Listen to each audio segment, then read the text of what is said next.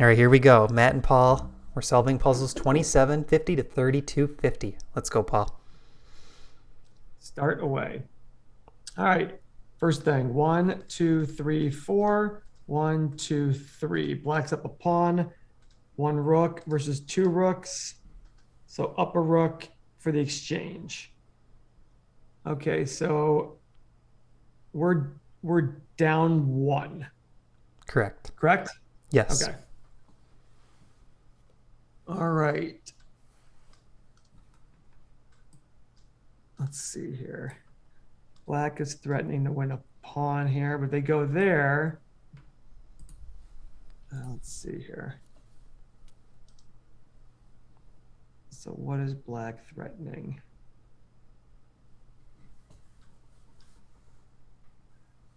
That looks interesting. Yeah, it seems like we want our queen landing on g3, g2, or g1. If we can deflect one of those pieces.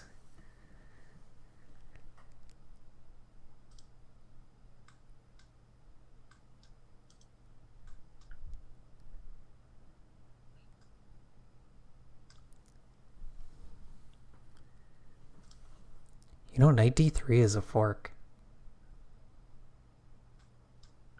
Oh, that's true. But you're not really deflecting. Oh, because the queen is there Yeah. protecting. That feels too easy, but it's hitting both rooks, and the rooks are guarding two of the checkmate squares. They go here, it's mate. They have to stay on this diagonal. 3000 rated puzzles aren't what they used to be, Paul. They're not. About no. I did like your... Yeah, I like that idea. Because now there's that immediate threat. Queen g2, rook takes g2, rook takes g2, king h1, and then we can like... What's it called? The back and forth. Yeah, but is it good enough? Because their queen is defended. Like, are we just going to try to get the queen? I like this a lot. Me too. So we must be missing a good reply for white. Because that feels too easy. So what's a good reply? No. This thing can't go here. No. Oh, rook c7 check. Oh, but king h8. I guess we're not forking the rooks after that, are we? We are not. Like maybe rook d2 in the end? Okay, then. Oh, yeah. No, because the queen's guarding. Okay, so that's... Here, yeah, that's the reply. Rook c7. Check. Here. Here.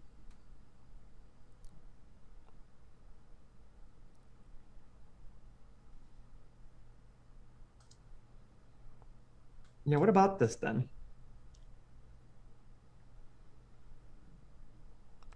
Yeah, so we need a move for white.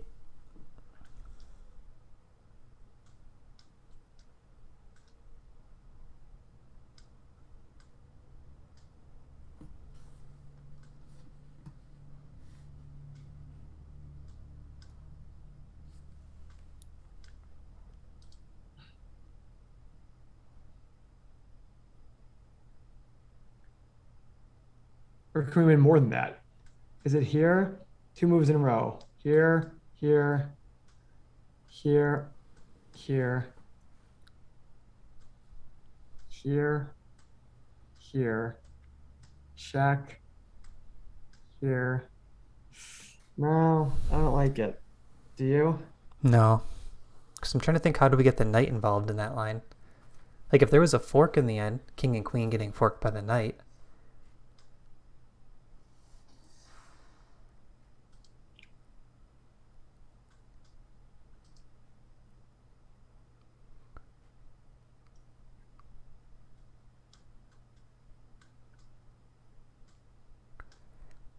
You know what I like about bishop takes pawn? Bishop takes h3. If king takes, queen h5 is mate. Yeah, but if king's not going to take. That's true.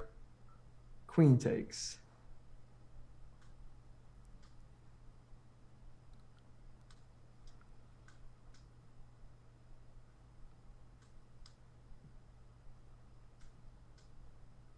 Huh? Okay, so look at that. Bishop takes h3, queen takes.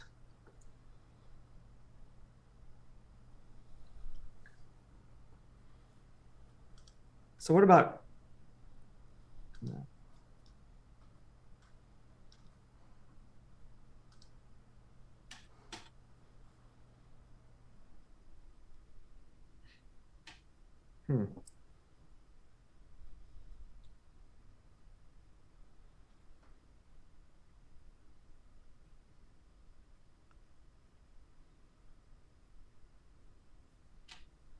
Why do I still like this bishop move right here? Because it doesn't allow rook c7 check. And it seems to be creating some additional threats. I don't mind the rook moving, because then they have to be watching careful for this. Okay, let's look at knight d3 again. Knight d3, rook c7. What's wrong with knight e4? I mean, I kind of like that too. Okay, should we look at knight e4? Yeah. Rook down here, king h8. Right, so now that f2 rook needs to stay on the second. Let's say rook e2. And their queen guards that. But now it feels like we're close to deflecting the queen.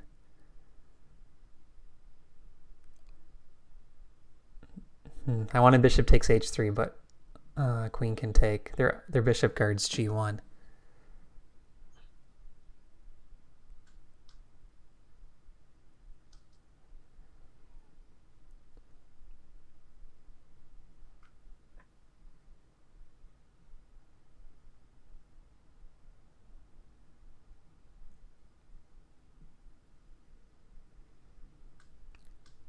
Oh, I have an idea, Paul. I have an idea.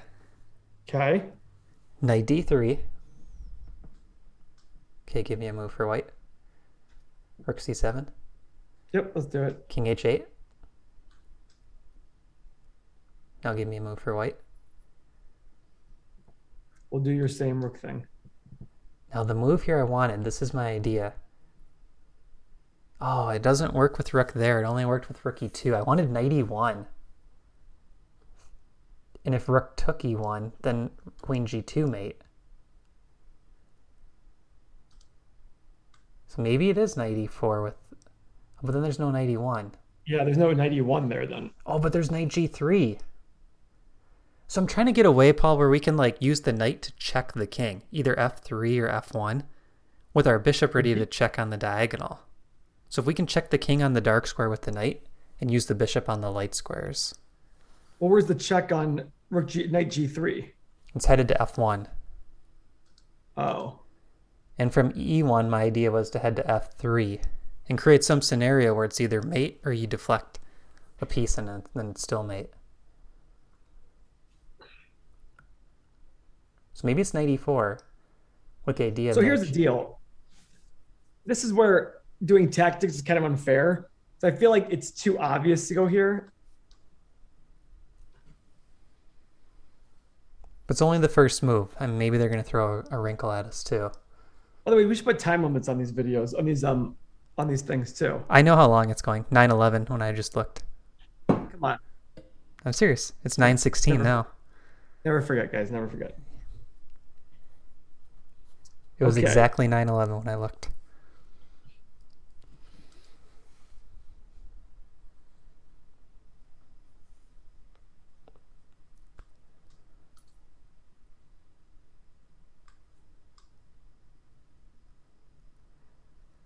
So knight b3 we haven't really talked much about.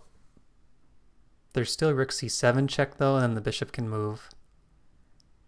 Doesn't seem that impressive. And the knight's going so far away, it's like, Oh wait. No, maybe there is something to this, Paul. Knight b3, because the bishop doesn't have time to move right away because we have queen g1 mate. Oh, this might be something, Paul. And it's not the obvious move because there's so many other things we're looking at. So our threat is now knight takes bishop followed by mate.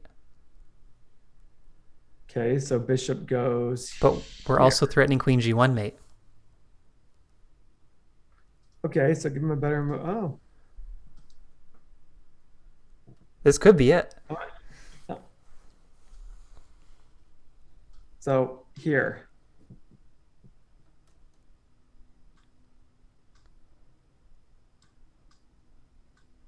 Queen g1. Okay, let's see. Let me think. What That's else? what I tend to do. I tend to see that and go, okay, so here. Yeah. They can't take because of bish. And there's no like rook f6 because of mate. We're threatening mate right now and winning this. So where do they go? Oh, they came to. That's what it is because the rook can't even come defend this bishop anymore. I think that's it. It's like one of those ones where once you spot the move. Okay, now is it simply? Yeah, here we go. Is it simply knight takes bishop? Well, here's the interesting part. Take. How's he going to take? If he takes here, it's check here, check, block, check. Yeah, that's what it is. Nice calculation, Paul. 3,000. Well, if you go record back, I don't know if you saw, I started to do bishop knight b3, and then we went down another line. I'm not taking credit for it, but it's just funny that then I was like, no, it's too far away from the king. And you're like, wait a second. I'm going to edit that out.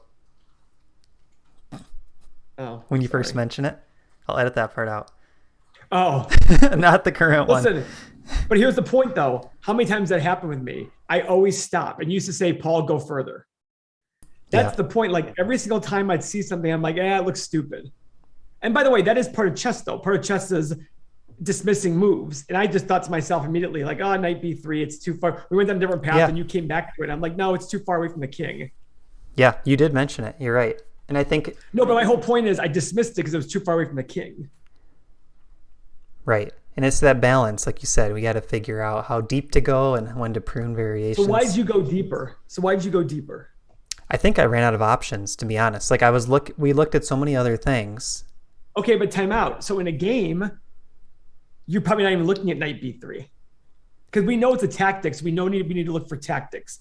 That's why we ran out of options and went deeper. But I guess, yeah.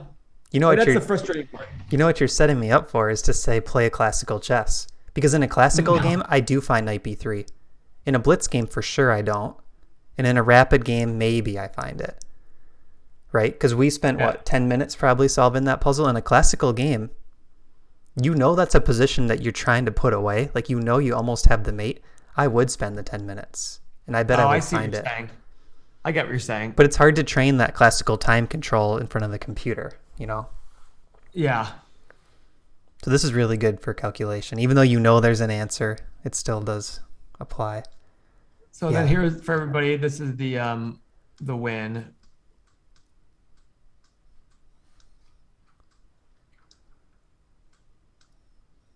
That's the win. Mate. So if you guys liked this puzzle, I'm going to put a box on one of these sides.